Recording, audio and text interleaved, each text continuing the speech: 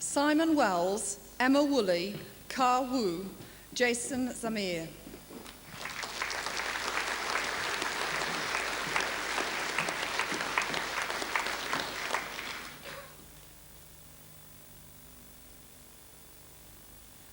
Higher National Diploma in European Business. Catherine Barwick, Laura Butlin, William Chung, Lindsay Clayton.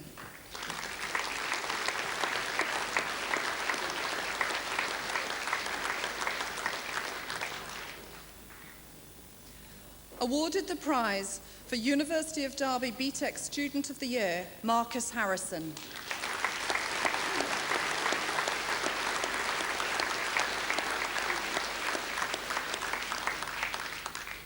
Ronald Moga, Lee Pearson, Anna Worrell.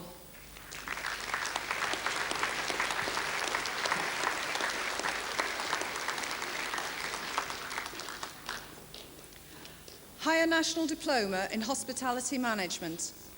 Lindsay Barker, Sarah Blakeborough, Mark Cook, Leonard Say, Maria Dose-Moody.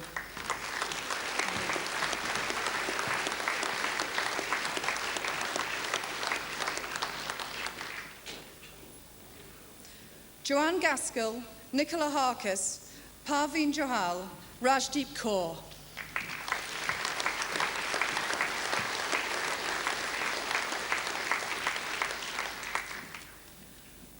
Samantha Mackey, Orifin Serrat, Daniel Swingler, Linda Tunnicliffe.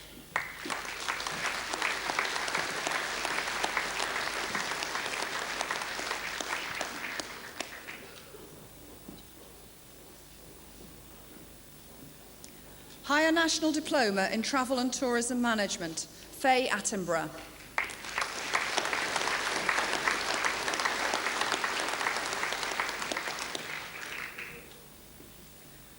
Higher National Certificate in Business and Operational Management, Harinder Heer, Baldev Mahal, Jasvinder Mahal.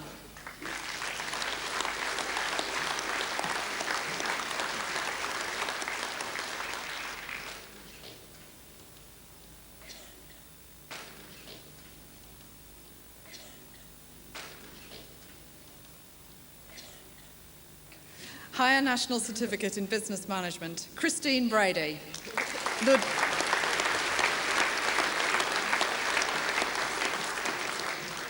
Ludwika Green, Maria Harvey, Sally Holmes.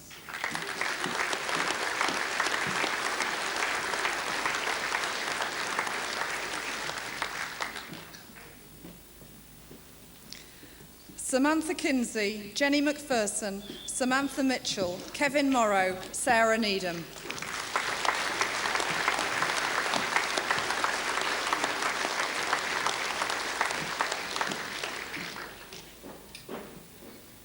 Sarah Potiphar, Joanne Preston Davis, Franca Rogers, Lindsay Spargo.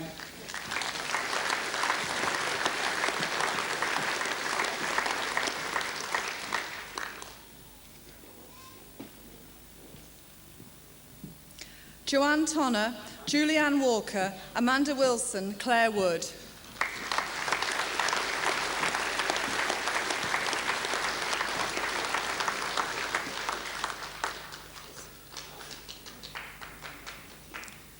Chartered Institute of Marketing Diploma, Joanne Cropley.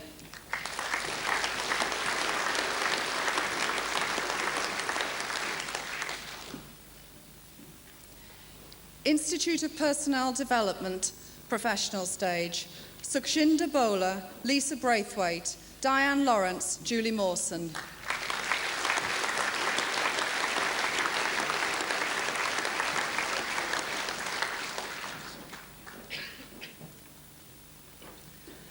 Russell Malloy, Anna Smith, Tracy Stevenson.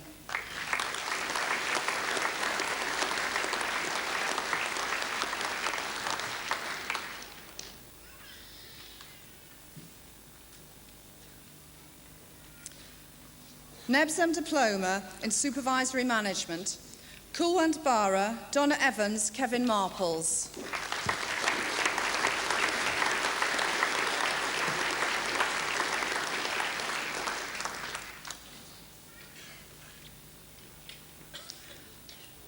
Paul Meads, Margaret Mee, Kathleen Saxelby, Alan Topless.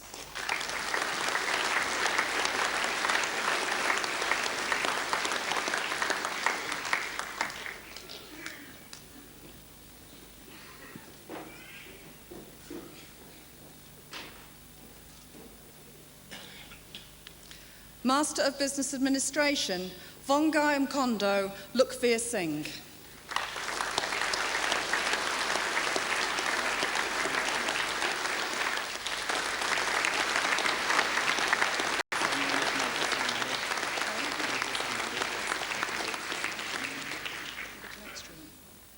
And the HND Business Management, Michael Singh.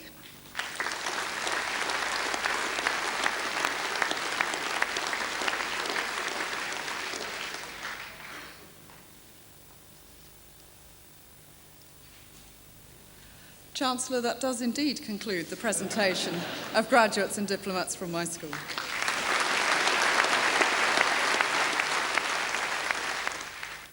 I now call upon Professor Frida Talantar, Pro-Vice-Chancellor of the University, to deliver the eulogy for the award of Honorary Doctor of Letters to Robert Lindsay.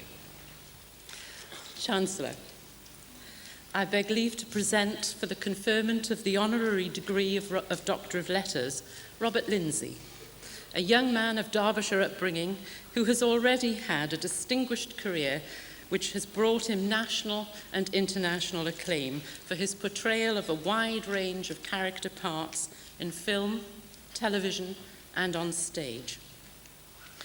Robert Lindsay was born Robert Lindsay Stevenson on 13th of December 1949, one in a family of 3 children in Ilkeston, Derbyshire. At the age of 11, he attended Gladstone Boys' School, where his art teacher recognised his potential and encouraged him to go into acting. He continued his studies at Clarendon College, Nottingham, trained as a drama teacher, and held a post as a part-time stage manager at Nottingham Playhouse, before gaining a place at the Royal Academy of Dramatic Arts. Here he was one of a stunning cohort which also gave us Jonathan Pryce and the late Richard Beckinsale. Leaving RADA in 1970, he still had some apprenticeship to undergo, as an acting assistant stage manager at the Northcote Theatre in Exeter, for example, where he recalls being paid the princely sum of £12 a week. From here, he joined Jane Howell's permanent company, who were politically motivated and attracted towards playwrights such as Edward Bond and Bertolt Brecht. This was a good preparation for Robert's breakthrough to stardom when he landed the lead role in a television comedy series as the would-be revolutionary Citizen Smith, otherwise known as Wolfie, a part sustained through 21 episodes.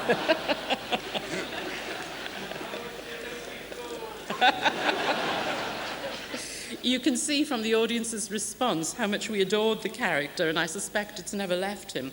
I understand that his passion for football, derived from his father, at least used to make him a frequent visitor at Pride Park, where he was often greeted by the chant of Wolfie from the terraces.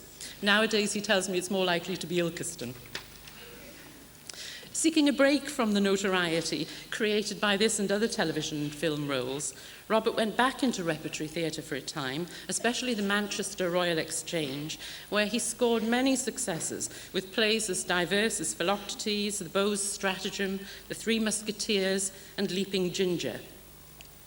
His varied career has been also studded with success in challenging Shakespearean roles, including Hamlet, Edmund in King Lear, and of course his widely acclaimed performance in the title role of Richard III, which helped make Shakespeare more accessible to wider audiences.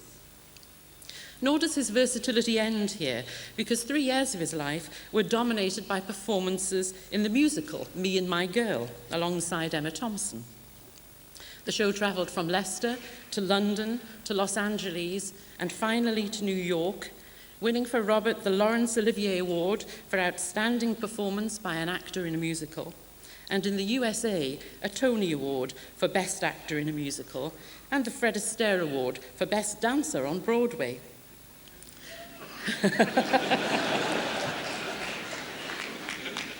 This last must have been a particular delight to his mother, who had introduced him at an early age to ballroom dancing. I bet they didn't know that. And inevitably, his widest public renown derives from major television roles in, for example, Genghis Khan, The Wimbledon Poisoner, The Office, Brazen Hussies, Goodbye My Love, Hornblower. Perhaps most productive has been his creative partnership with Alan Bleasdale, which has offered him characters such as the unstable leader of a city council in GBH, a father in crisis in Jake's Progress, and the whimsical but controversial portrayal of Fagin in Oliver Twist. Robert was delighted to revisit and reorient this role, having played it already for 7 months in the Lionel Bart musical version and received an Olivier Award for it.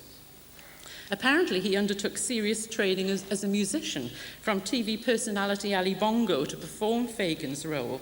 So having given him an expansive gown for today's performance, you shouldn't be surprised if he produces from it a flock of doves or a sheaf of coloured scarves. No doubt he's put his new skills to good use in entertaining his 12-year-old daughter, Sydney, though his newest arrival, Sam, who's with us today, is probably still a little young to appreciate those talents. Apart from his family, Robert's interests beyond his profession include cooking, reading, gardening, and working on his MG sports car. I hope he's still got it. He's the patron of a local charity and has been engaged in raising funds for the neonatal unit at Hillingdon Hospital. Robert Lindsay, then Chancellor, is truly a man of many parts. But if there's any continuity in his varied characters, it's in a tendency to play rather naughty men who nevertheless succeed in being devastating charmers. The appeal for him in Richard III was how such a villain could ever win over an audience. But Robert says of his own style, "I'm never an out-and-out villain. I have a comedic side that tempts people in." May he long continue to charm us in this new millennium. Chancellor, I'm proud to present to you and our honoured guests, Mr. Robert Lindsay.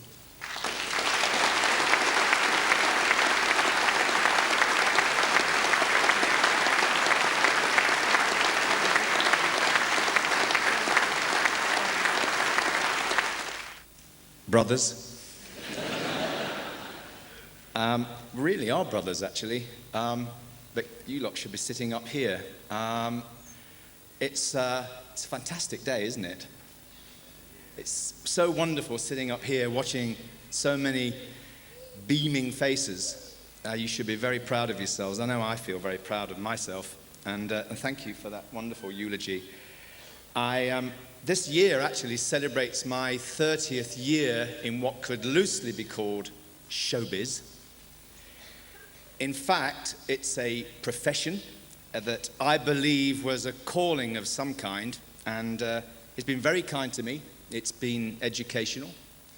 Shakespeare, Ibsen, Chekhov.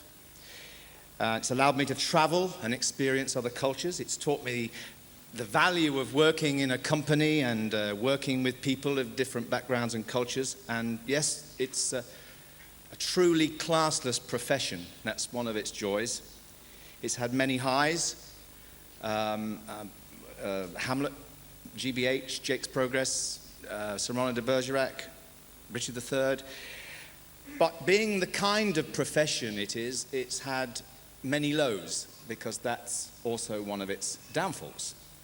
But the lows were always combated by a really true sense of reality that was given me by my parents, who I dedicate this award to, and to my teachers and my tutors, who always kept my feet on the ground even when experiencing the dizzying heights of success. I was to have received this honour last year, but unfortunately my mother died, and it's in her name that I received this doctorate, and I thank the University, because I know it would have made my mother, like all the mothers here today, very, very proud. You know, when you're doing well, you make lots of friends. But when you're not, it's when you really appreciate what you have and what you've been given and what you've been taught. Thank you.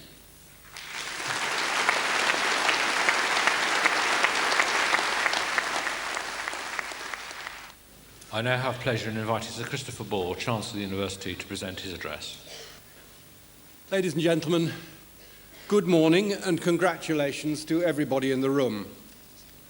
I warmly congratulate the Vice-Chancellor and indeed the whole University on its commendable achievements and exciting plans for the future, of which we've heard a taste today. I congratulate and thank the families and the teachers present here today for the support and the help that they've given to our graduates and diplomates. But above all, I congratulate our successful students, you in front of me, whose hands I've been so proud to shake over the past hour. New graduates, new diplomates, on your considerable achievements, and I wish you all well for the future. No one here, I'm glad to say, will be like the student who sadly failed his final examinations and sent a telegram to his sister. Failed finals, stop, prepare father. His sister replied shortly afterwards, father prepared, stop, prepare yourself.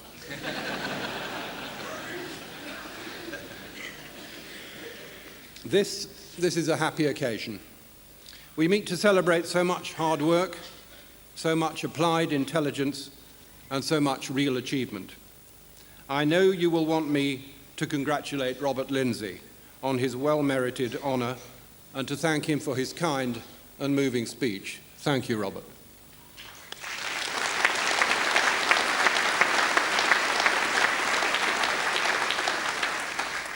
The year 2000 has been a good year for the University of Derby, as you've heard, and I believe that 2001 will be even better.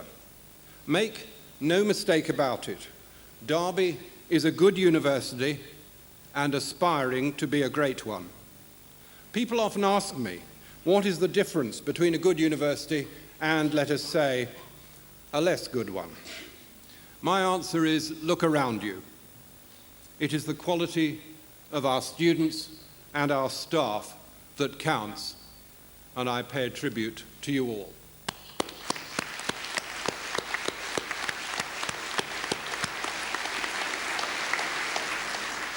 Mind you, I rather like the story of the visiting lecturer who claimed that he could tell a good university from a bad one by the response of the students to his opening words. Good morning, he said, and in the good universities, the students replied, good morning, while in the poor ones, they wrote it down.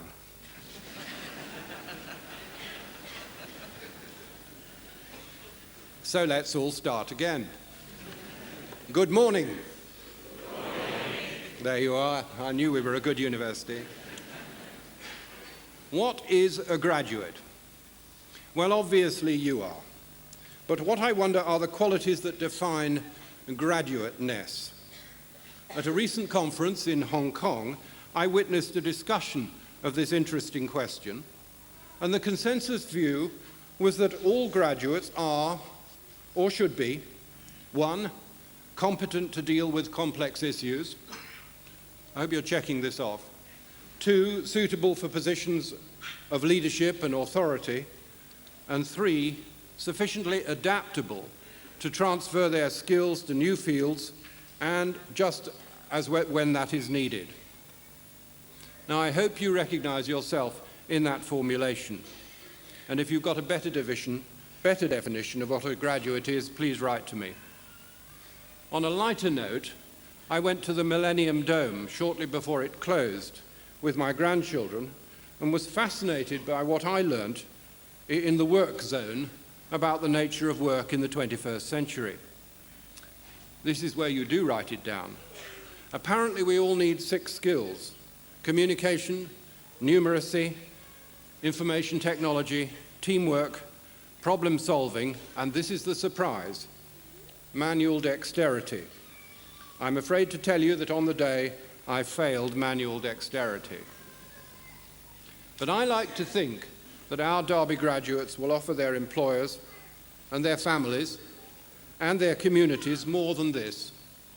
Martin Luther King memorably said that life's most persistent and urgent question is what are you doing for others? What are you doing for others?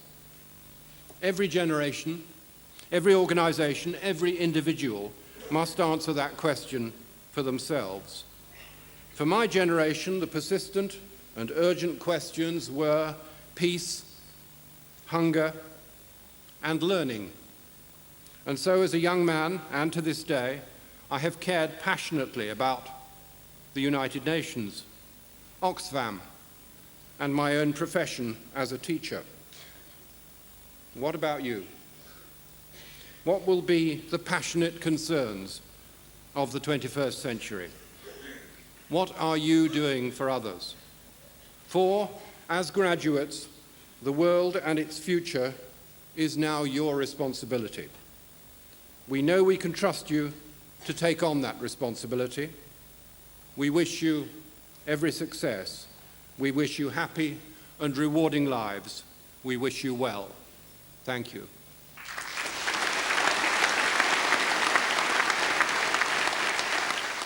I'm pleased to invite Zhan Chen to give the vote of thanks on behalf of the students. Chancellor, Vice Chancellor, ladies and gentlemen, 18 months ago, I stood outside these assembling rooms looking for the Tourism Information Office. A totally stranger across the world, I wanted to find out about this city of Derby, where I came to study my master's degree. Before I came here, a lot of friends asked me the same question. Why you choosing Derby? Actually, at that time, the real reason was that the pronunciation and the spelling of Derby was easy for me.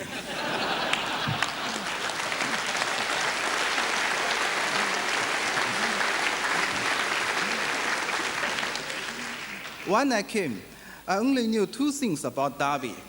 It is in central England, and it has a football team. For me, spending a lot of money and time to study a foreign country, a strange city, and a new university was not only a challenge, but also a gamble. A lot of water has flowed under the bridge since then. Last October, far too much water. Today, I can say the gamble has paid off. Now, I'd like to tell you the 5 reasons why the gamble has paid off and how much this year's experience has meant to me and to my fellow students. Firstly, I'd like to mention the lectures in Derbyshire Business School. To be honest, I think their academic requirements were very demanding. Even today, I still can remember how nervous I was when I had my first examination. However, I can never forget their kindly help. When I asked them the question, I could always get from them the patient answer. When I worry about my English language ability, they always encouraged me. Don't worry, your English is much better than my Chinese. Our university also has done a lot of things to help foreign students. In the first term, a special tutor to help us with our studies. We also had the advantage of the ESO English course. Today, I'd like to say that my achievement would not be possible without the help, guidance, and the encouragement of the lecturers and the staffs of our business school. Many thanks to them and to everyone in the University of Derby.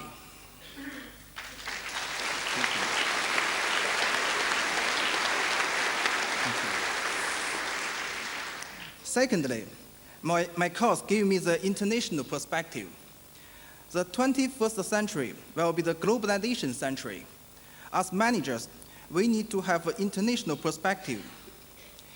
In our course, we analyzed many famous global companies. When we made our presentation, our lecturer told us, don't only use your hometown's case study. Don't just analyze your family restaurant. At that time, we hate them because that was more difficult and we have to do more research. But now we thank them because we have more knowledge. International perspective also means understand different culture. Our university is an international university. There were a lot of students from all over the world. We did group work together. We discussed and researched together. Of course, we also played together in Union 1, in Union 2, in Riverside. We also have a lot of fun in St. Christopher's Court, in P Court, in Princess Alice Court. This international environment made us to understand different culture, made us to cooperate and help each other. I believe this will give us the benefits for our whole life. For a small example, I like Chinese cooking, but now I also like fish and chips, India tandoori chicken, Spanish paella, and Italian pasta.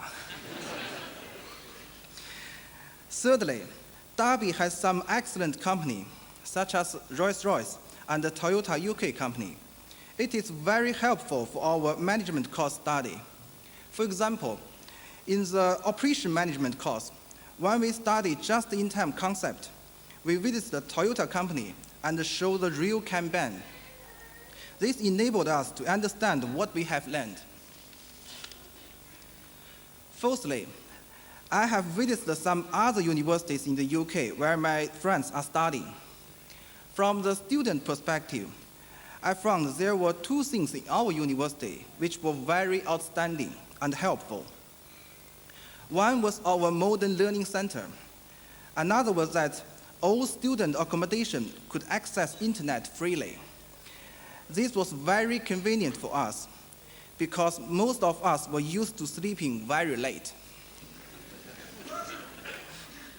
The last point I want to mention is the people in Derby.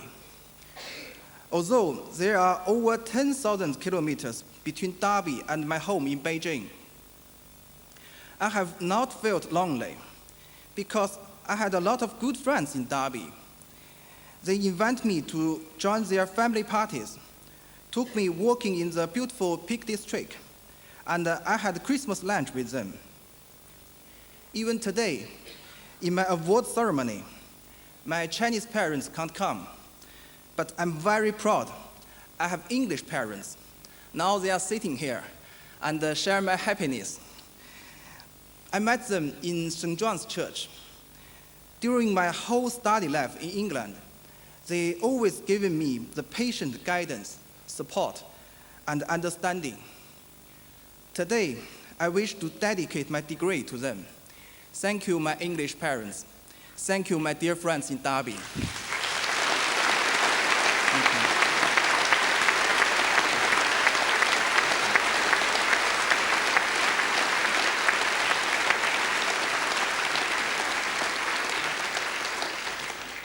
All these things I have mentioned, not only for myself, but also for my fellow students. Chancellor, Vice Chancellor, ladies and gentlemen, 18 months ago, I came here. Next week, I'll leave here and begin my work in Beijing. I will take back the valuable knowledge, the excellent memory of our university, and your friendship. Good luck to the University of Derby, which became my alma mater. Good luck to the city of Derby, my second hometown. And dare I mention it in these academic surroundings. Good luck to the Derby County Football Club, the Rams.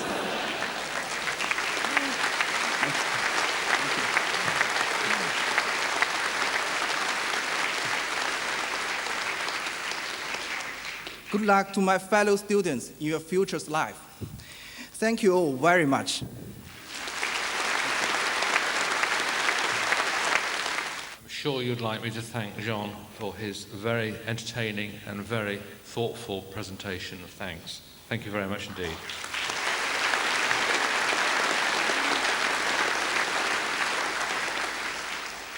Can I also, on behalf of the staff of the university, thank him for the kind words he's made and for all their efforts in supporting other graduates and diplomates today. In a moment, we will stand for the national anthem. After the anthem, please could you remain standing until the platform party has left the auditorium. Thank you very much for that. I now declare the award ceremony closed. I would ask you to stand for the national anthem.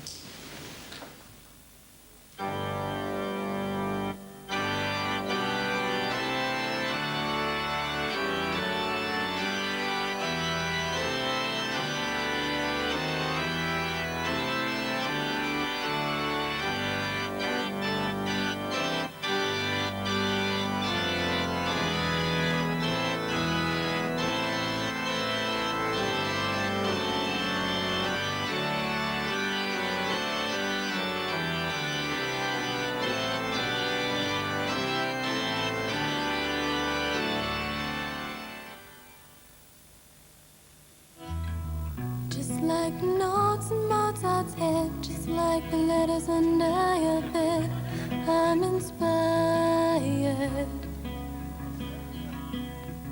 Just like the leaf falls from the tree. I think the most exciting bit was actually when I got my gown on, because suddenly it was like, oh, how have I got these and what are these for? And definitely the actual gown, and once I got the cap on, and makes you sort of grow about 3 inches.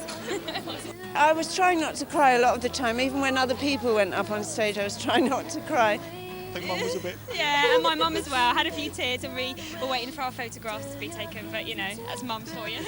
Sky goes where only heaven knows. Proudest moment was basically seeing all my friends go up that I've been working with for the past 3 years, and just seeing them all go up and just feeling really excited for them, really. I wouldn't have been able to do it without the support of my wife, and the kids have been very supportive as well. But it's difficult when you're a mature student, but it's not impossible. Represents 4 hard years of, well, hard work, I suppose, and this is the pinnacle of it. You know, seeing all my friends go and seeing that everybody's very happy with what they've achieved, and it's given me some sort of focus of where I'm going to go in the future. So, yeah, it means a lot. To the ground, the sky goes where only heaven knows, and I'm waiting. Something that I know my dad's been wanting for a long time. He's been waiting and waiting and waiting. Ever since I was a kid, you know, the day that I get my certificate, he wants me to go find him and give it to him and say, it's not your certificate, it's mine. So. To make your mind up, I know it's hard to make your mind up. It's been great, nice city, friendly, like that Chancellor said, you know, it's caring. So yeah, we've had a good time, good pubs, good laugh. It's really easy to make friends because it's sort of small enough that you can get to know everybody, but big enough that you know you're going to meet lots of new people.